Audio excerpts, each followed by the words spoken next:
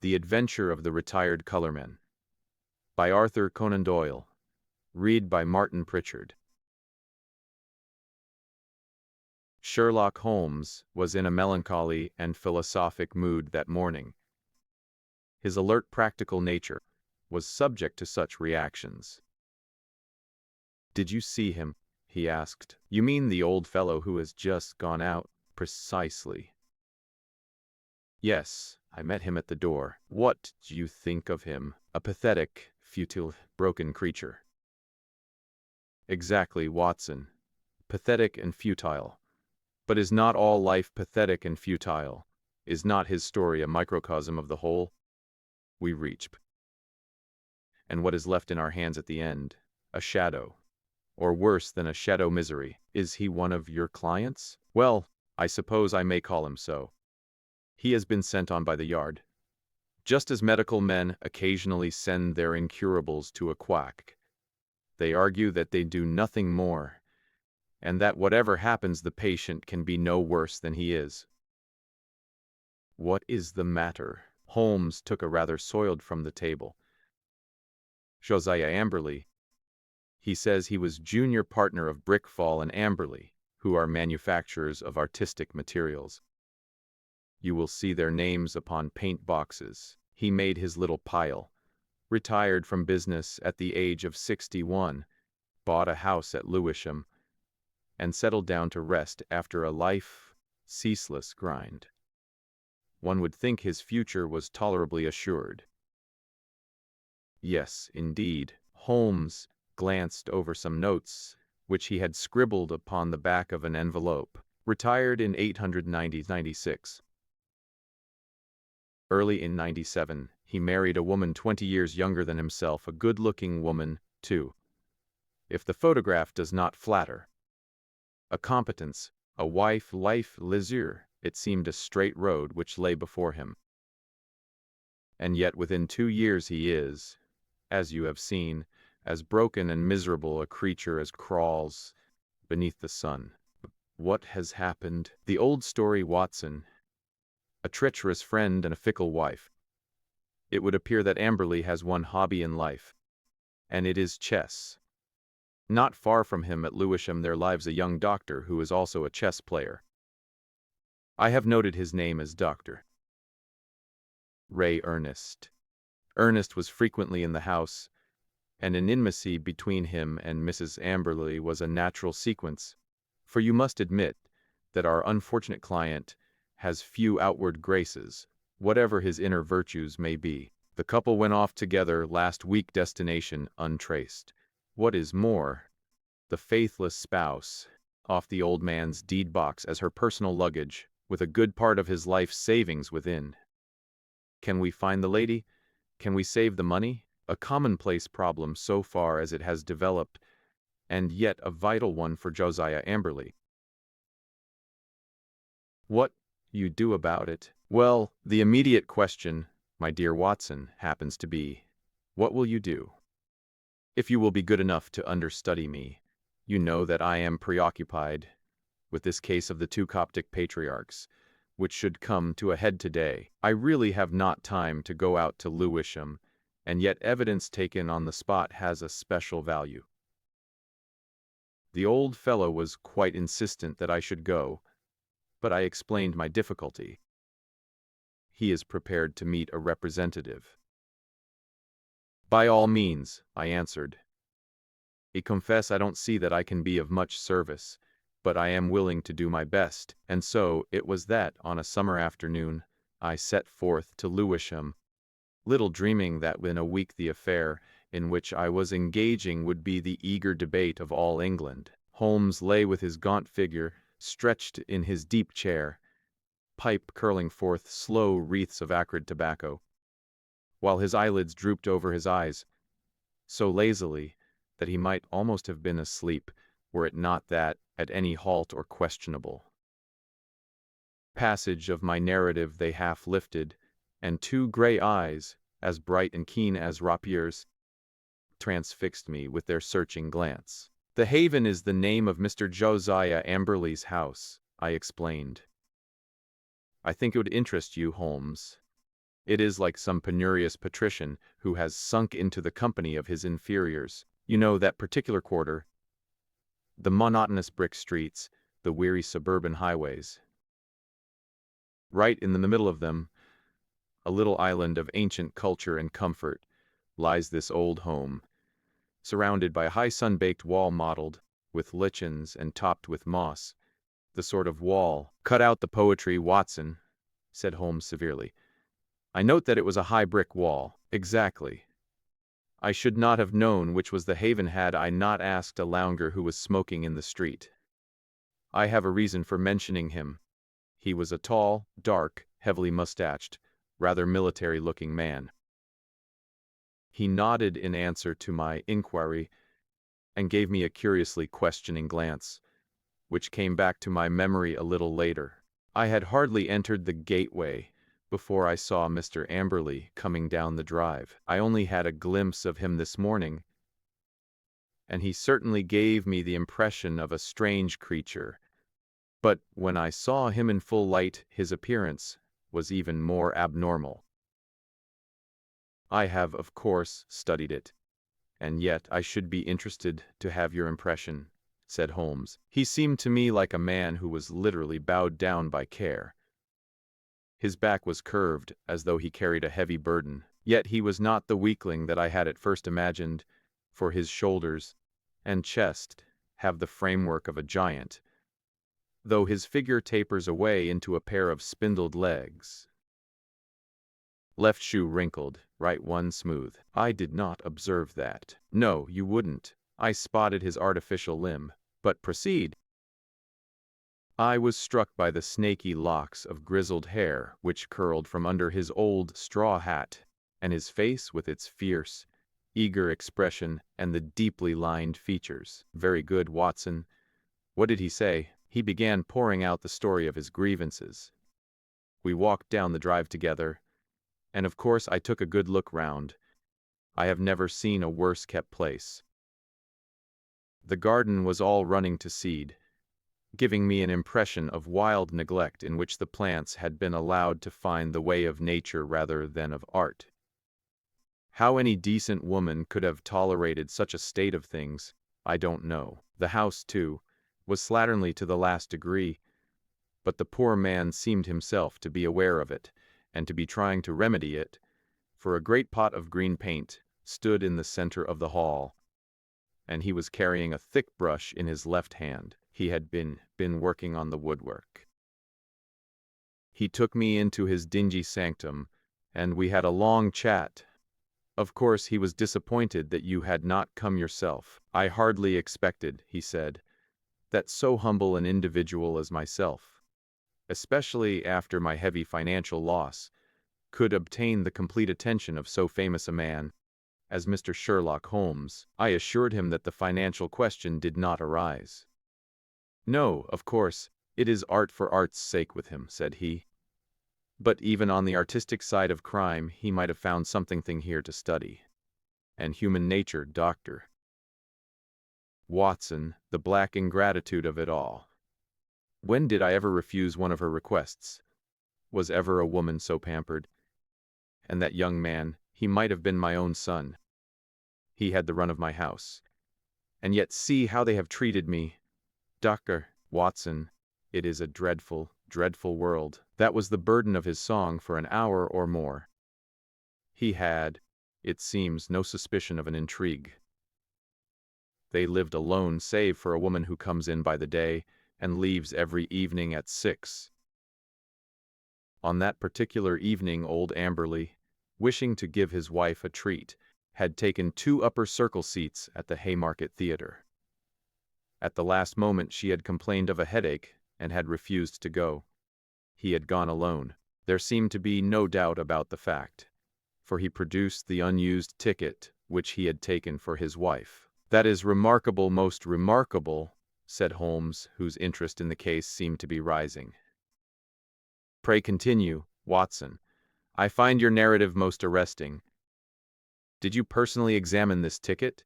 You did not, perchance, take the number? It so happens that I did, I answered with some pride. It chanced to be my old school number, 31, and so is stuck in my head. Excellent, Watson. His seat, then, was either 30 or 32. Quite so, I answered with some mystification. And on B row. That is most satisfactory. What else did he tell you? He showed me his strong room, as he called it. It really is a strong room, like a bank with iron door, and shutter burglar-proof, as he claimed. However, the woman seems to have had a duplicate key, and between them they had carried off some £7,000 worth of cash and securities. Securities? How could they dispose of those? He said that he had given the police a list, and that he hoped they would be unsaleable. He got back from the theater about midnight, and found the place plundered, the door and window open, and the fugitives gone. There was no letter or message, nor has he heard a word since. He at once gave the alarm to the police. Holmes brooded for some minutes. You say he was painting. What was he painting? Well, he was passage. But he had already painted the door and woodwork of this room I spoke of. Does it not strike you as a strange occupation in the circumstances? One must do something to ease an aching heart. That was his own explanation. It was eccentric, no doubt, but he is clearly an eccentric man. He tore up one of his wife's photographs in my presence, tore it up furiously, in a tempest of passion. I never wish to see her damned face again, he shrieked. Anything, Watson? Yes, one thing which struck me more than anything else. I had driven to the Blackheath station and had caught my train there when, just as it was starting, I saw a man dart into the carriage next to my own. You know that I have a quick eye for faces, Holmes. It was undoubtedly the tall, dark man whom I had addressed in the street. I saw him once more at London Bridge, and then I lost him in the crowd. But I am convinced that he was following me. No doubt, said Holmes. A tall, dark, heavily mustached man, you say, with gray-tinted sunglasses? Holmes, you are a wizard. I did not say so, but he had gray-tinted sunglasses, and a Masonic tie-pin. Holmes, quite simple, my dear Watson. But let us get down to what is practical. I must add to you that the case, which seemed to me to be so absurdly simple as to be hardly worth my notice, is rapidly assuming a very different aspect. It is true that though, in your mission, you have missed everything of importance, yet even those things which have obtruded themselves upon your notice give rise to serious thought. What have I missed? Don't be hurt, my dear fellow. You know that I am quite impersonal. No one else would have done better. Some possibly not so well. But clearly you have missed some vital points. What is the opinion of the neighbors about this Mamberley and his wife? That surely is of importance. What of Dr. Ernest? Was he the gay Lothario one would expect? With your natural advantages, Watson, every lady is your helper and accomplice. What about the girl at the post office, or the wife of the greengrocer? I can picture you whispering soft nothings with the young lady at the Blue Anchor, and receiving hard somethings in exchange. All this you have left undone. It can still be done. It has been done. Thanks to the telephone and the help of the Yard, I can usually get my essentials without leaving this room. As a matter of fact, my information confirms the man's story. He has the local repute of being a miser as well as a harsh and exacting husband. That he had a large sum of money in that strong room of his is certain. So also is it that young Dr. Ernest, an unmarried man, played chess with Amberley and probably played the fool with his wife. All this seems plain sailing, and one would think that there was no more to be said, and yet, where lies the difficulty? In my imagination, perhaps. Well, leave it there, Watson. Let us escape from this weary workaday world by the side door of music. Karina sings tonight at the Albert Hall, and we still have time to dress, dine, and enjoy. In the morning I was up betimes. But some crumbs and 2 empty eggshells told me that my companion was earlier still. I found a scribbled note upon the table. Dear Watson, there are 1 or 2 points of contact which I should wish to establish with Mr. Josiah Amberley. When I have done so we can dismiss the case or not. I would only ask you to be on hand about 3 o'clock, as I conceive it possible that I may want you. Sherlock Holmes. I saw nothing of Holmes all day, but at the hour named he returned, grave, preoccupied, and aloof. At such times it was wiser to leave him to himself. Has Amberley been here yet? No. Ah, I am expecting him. He was not disappointed, for presently the old fellow arrived with a very worried and puzzled expression upon his austere face. I've had a telegram, Mr. Holmes. I can make nothing of it. He handed it over, and Holmes read it aloud. Come at once, without fail. Can give you information as to your recent loss. Elman, the vicarage. Dispatched at 2:10 from Little Purlington, said Holmes. Little Purlington's in Essex, I believe, not far from Frinton. Well, of course you will start at once. This is evidently from a responsible person, the vicar of the place. Where is my Crockford? Yes, here we have him. C. Elman, Memsir, living of Moosmore cum Little Purlington. Look up the trains, Watson. There is one at 5:20 from Liverpool Street. Excellent. You'd best go with him, Watson. He may need help or advice. Clearly we have come to a crisis in this affair, but our client seemed by no means eager to start. It's perfectly absurd, Mr. Holmes, he said. What can this man possibly know of what has occurred? It is waste of time and money. He would not have telegraphed to you if he did not know something. Wire at once that you are coming. I don't think I shall go. Holmes assumed his sternest aspect. It would make the worst possible impression both on the police and upon myself, Mr. Amberley, if when so obvious a clue arose you should refuse to follow it up. We should feel that you were not really in earnest in this investigation. Our client seemed horrified at the suggestion. Why, of course I shall go if you look at it in that way, said he. On the face of it, it seems absurd to suppose that this person knows anything, but if you think— I do think, said Holmes with emphasis, and so we were launched upon our journey. Holmes took me aside before we left the room and gave me one word of counsel, which showed that he considered the matter to be of importance. Whatever you do, see that he really does get he. Should he break away or return, get to the nearest telephone exchange and send the single word bolted. I will arrange here that it shall reach me wherever I am. Little Purlington is not an easy place to reach, for it is on a branch line. My remembrance of the journey is not a pleasant one, for the weather was hot, the train slow, and my companion sullen and silent, hardly talking at all save to make an occasional sardonic remark as to the futility of our proceedings. When we at last reached the little station, it was a 2-mile drive before we came to the vicarage, where a big, solemn, rather pompous clergyman received us in his study. Our telegram lay before him. Well, he asked, what can I do for you? We came, I explained, in answer to your wire. My wire? I sent no wire. I mean the wire which you sent to Mr. Josiah Amberley about his wife and his money.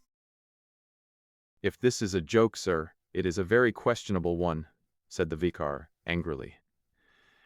I have never heard of the gentleman you name, and I have not sent a wire to anyone. Our client and I looked at each other in amazement. Perhaps there is some mistake, said I. Are there perhaps 2 vicarages? Here is the wire itself, signed Elman and dated from the vicarage. There is only one vicarage, sir, and only one vicar, And this wire is a scandalous forgery, the origin of which shall certainly be investigated by the police. Meanwhile, I can see no possible object in prolonging this interview, so Mr. Amberley and I found ourselves on the roadside in what seemed to me to be the most primitive village in England. We made for the telegraph office, but it was already closed. There was a telephone, however, at the little railway arms, and by it I got into touch with Holmes, who shared in our amazement at the result of our journey. "Most singular," said the distant voice. "Most remarkable. I much fear, my dear Watson, that there is no return train tonight. I have unwittingly condemned you to the horrors of a country inn. However, there is always nature, Watson Nature, and Josiah Amberley. You can be in close commune with both." I heard his dry chuckle as he turned away. It was soon apparent to me that my companion's reputation as a miser was not undeserved. He had grumbled at the expense of the journey, had insisted upon traveling third class, and was now clamorous in his objections to the hotel bill. Next morning, when we did at last arrive in London, it was hard to say which of us was in the worse humor. "You had best take Baker Street as we pass," said I. "Mr. Holmes may have some fresh instructions. If they are not worth more than the last ones, they are not of much use," said Amberley with a malevolent scowl. None the less, he kept me company. I had already warned Holmes by telegram of the hour of our arrival, but we found a message waiting that he was at Lewisham and would expect us there. That was a surprise, but an even greater one was to find that he was not alone in the sitting room of our client. A stern-looking, impassive man sat beside him, a dark man with gray-tinted glasses and a large Masonic pin projecting from his tie. "This is my friend Mr. Barker," said Holmes. "He has been interesting himself also in your business, Miss Josiah Amberley, though we have been working independently. But we both have the same question to ask you."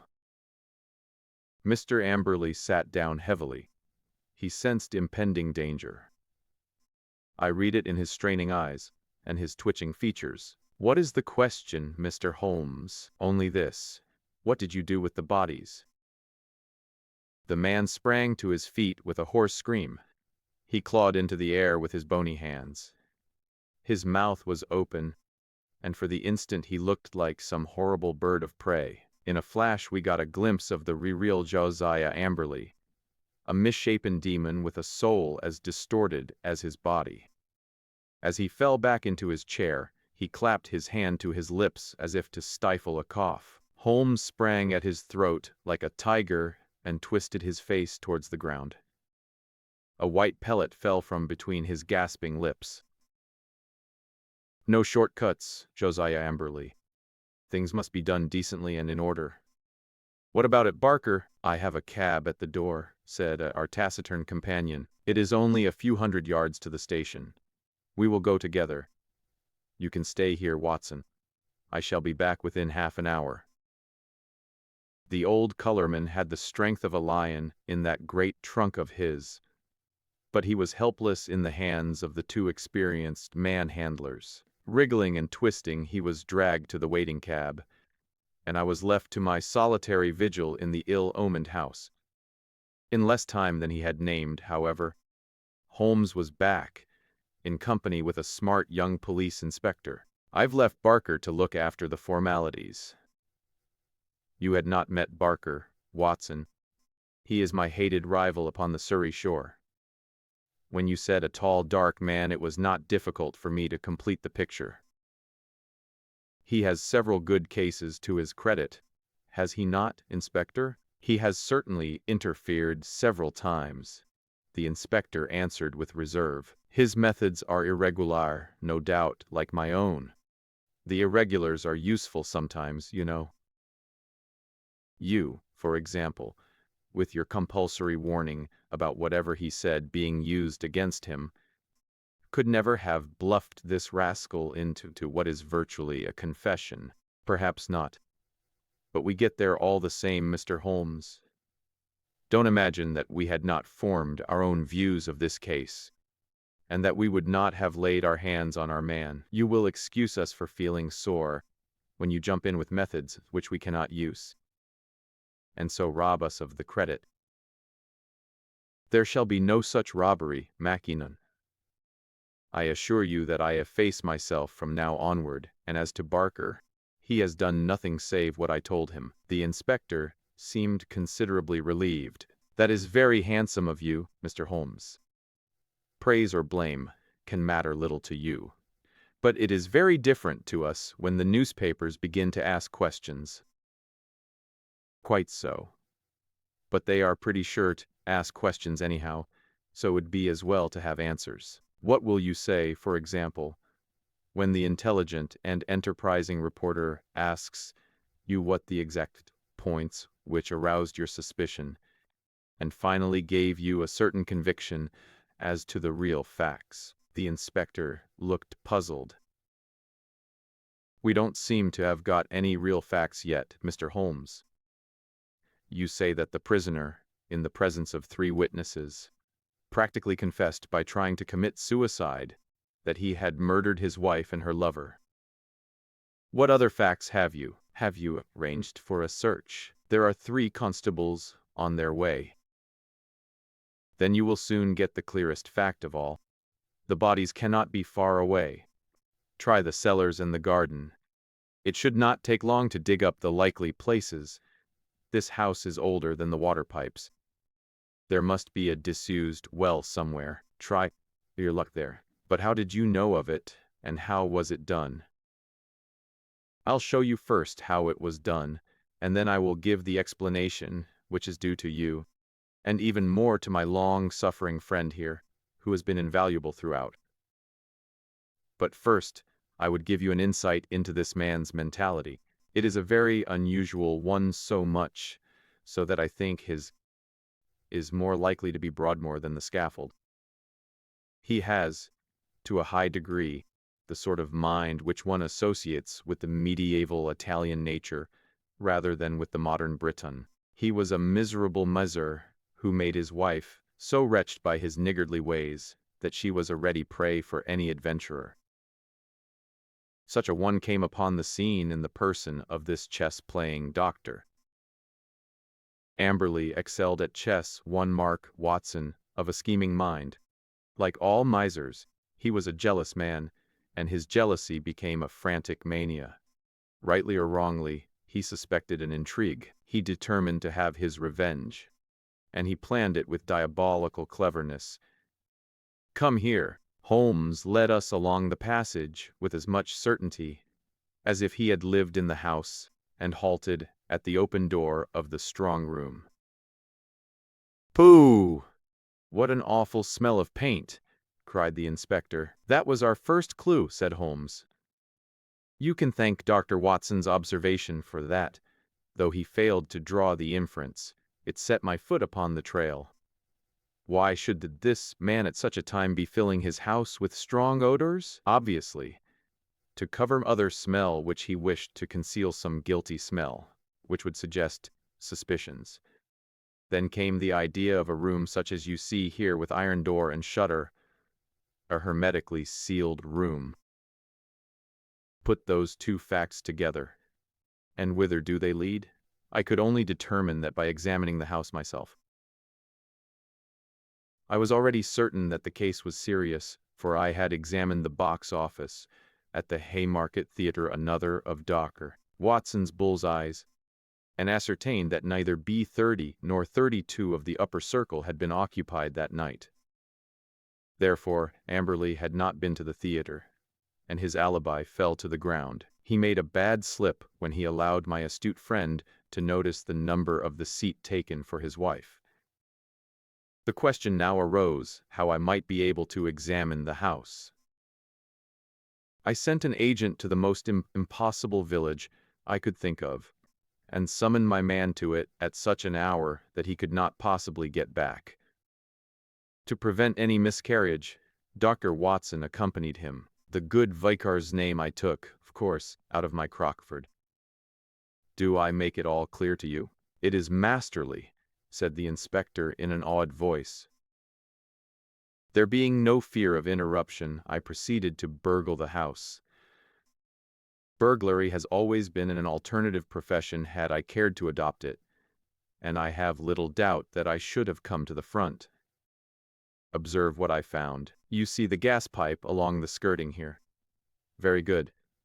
It rises in the angle of the wall, and there is a tap here in the corner. The pipe runs out into the strong room, as you can see, and ends in that plaster rose in the center of the ceiling, where it is concealed by the ornamentation.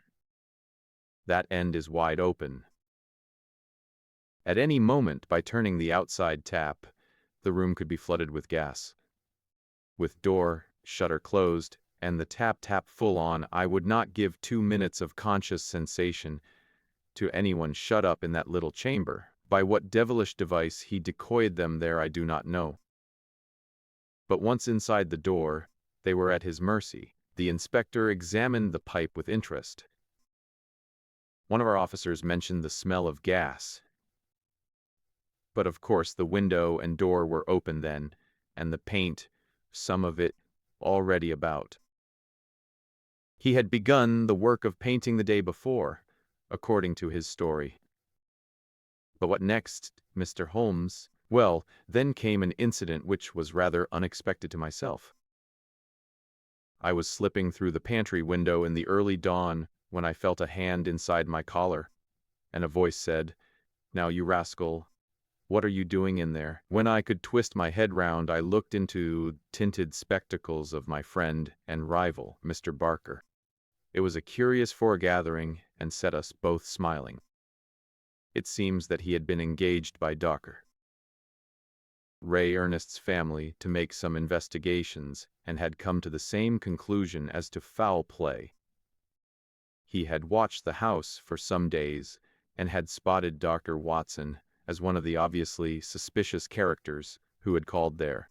He could hardly arrest Watson, but when he saw a man actually climbing out of the pantry window, there came a limit to his restraint. Of course, I told him how matters stood, and we continued the case together. Why him? Why not us? Because it was in my mind to put that little test which answered so admirably. I fear you would not have gone so far. The inspector smiled. Well, maybe not. I understand that I have your word, Mr. Holmes, that you step right out of the case now, and that you turn all your results over to us. Certainly, that is always my custom. Well, in the name of the force, I thank you. It seems a clear case, as you put it, and there can't be much difficulty over the bodies. I'll show you a grim little bit of evidence, said Holmes. And I am sure Amberley himself never observed it. You'll get results, Inspector, by always putting yourself in the other fellow's place and thinking what you would do yourself. It takes some imagination, but it pays. Now we will suppose that you were shut up in this little room, had not 2 minutes to live, but wanted to get even with the fiend who was probably mocking at you from the other side of the door. What would you do? Write a message. Exactly. You would like to tell people how you died. No use writing on paper. That would be seen. If you wrote on the wall, someone might rest upon it. Now look here. Just above the skirting is scribbled with a purple indelible pencil. That's all. What do you make of that? Well, it's only a foot above the ground. The poor devil was on the floor dying when he wrote it. He lost his senses before he could finish. He was writing, "We were murdered." That's how I read it. If you find an indelible pencil on the body, we'll look out for it, you may be sure. But those securities, clearly there was no robbery at all. And yet he did possess those bonds. We verified that. You may be sure he has them hidden in a safe place. When the whole elopement had passed into history, he would suddenly discover them and announce that the guilty couple relented and sent back the plunder or had dropped it on the way. You certainly seem to have met every difficulty, said the inspector. Of course, he was bound to call us in, But why he should have gone to you I can't understand." "Pure swank," Holmes answered. He felt so clever and so sure of himself that he imagined no one could touch him. He could say to any suspicious neighbor, "Look at the steps I have taken. I have consulted not only the police, but even Sherlock Holmes." The inspector laughed. "We must forgive you your even, Mr. Holmes," said he. "It's as workmanlike a job as I can remember." A couple of days later, my friend tossed across to me a copy of the bi-weekly North Surrey Observer, under a series of flaming headlines, which began with "The Haven Horror" and ended with "Brilliant Police Investigation." There was a packed column of print which gave the first consecutive account of the affair. The concluding paragraph is typical of the whole. It ran thus: "The remarkable acumen by which Inspector Mackinnon deduced from the smell of paint that some other smell, that of gas, for example, might be concealed. The bold deduction that the strong room might also be the death chamber, and the subsequent inquiry which led to the discovery of the bodies in a disused well, cleverly concealed by a dog kennel, should live in the history of crime as a standing example of the intelligence of our professional detectives."